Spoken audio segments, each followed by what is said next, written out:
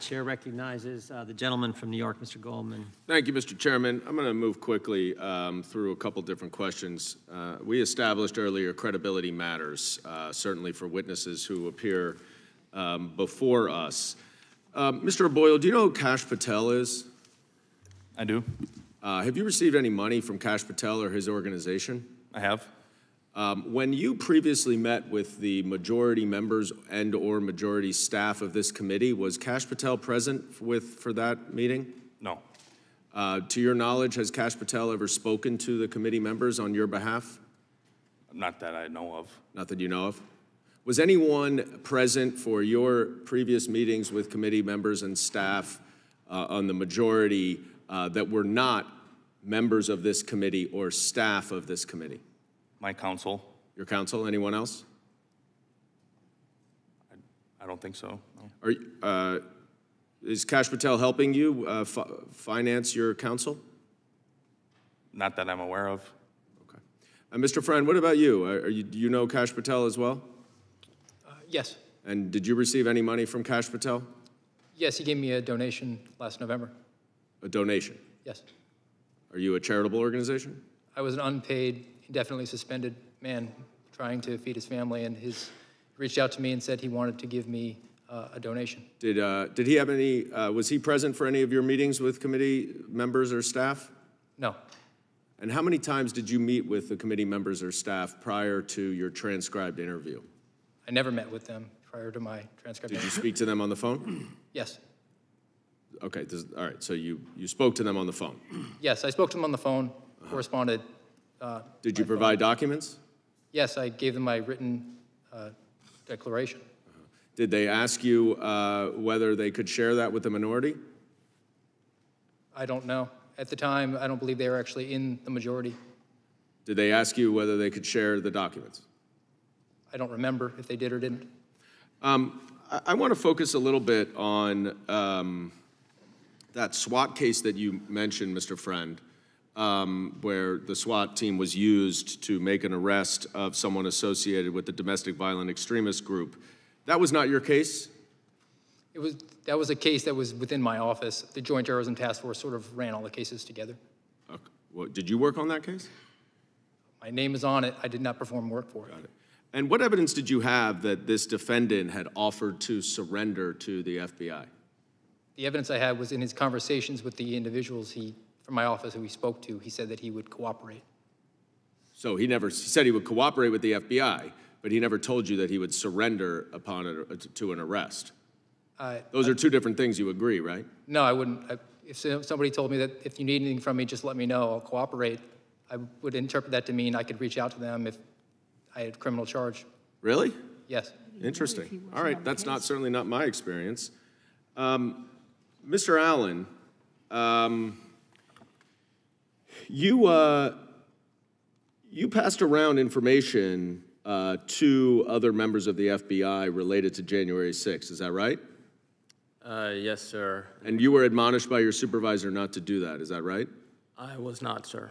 You were not. So when it says here in the FBI's letter to Mr. Jorman of yesterday that your supervisor admonished you to stop circulating these materials on multiple occasions, you're saying right now that the FBI is lying to this committee? That statement that they wrote is inaccurate. Okay. Did you write to your colleagues to, quote, exercise extreme caution and discretion in pursuit of any investigative inquiries or leads pertaining to the events of January 6th? Yes, I corresponded with my teammate. Did you write that? Yes, I wrote those words in the correspondence. And that was after you had been admonished not to send information about January 6th, right? I was not admonished to not send information. But you do agree that your personal opinion should not influence your official duties, don't you? No, you should be objective and analytical in all the decisions and information. No, that was my question. Your personal views should not influence your official duties. No, you should be objective in doing the conduct of your job. And now, Mr. Friend and Mr. O'Boyle, I don't have much time, but you agree that you were field agents, correct? Correct. And you understand chain of command, do you not, Mr. O'Boyle? I do. Right. So that if you make a suggestion to a supervisor and your supervisor overrules you, That's the nature of the business, isn't it? Not if it's a violation of a law or And a you rule. make decisions about whether grand jury subpoenas should be served or not as a field agent of the FBI? Time the gentleman is If I have a expired. reasonable belief, I can make a protected disclosure, which is what I've done. Okay, but do you think you make those Time the gentleman is decisions? expired. Gentleman yields back. Chair recognizes himself. Mr. O'Boyle, why do you think they came down on you so darn hard? Deep down, what do you think their motivation is? I think they want to, the agency as a whole wants to get rid of people who simply just don't toe the line that they want. They don't want critical thinkers. They don't want people who raise valid questions to their chain of command. They want to send a message, don't they? Absolutely. They want to make you an example, don't they? Yes. And they don't care.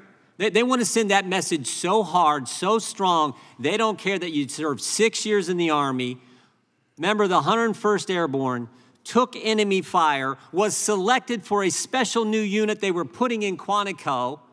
They wanted to send such a message that they said, if we can get this guy, we can get this guy to be quiet, we can get everybody to be quiet. That's what they were doing, wasn't it? Yes, sir, especially since I just had a baby who was 2 weeks old, and we had just sold our house. Just to put the emphasis on it, they said, we're going to do it the day he arrives.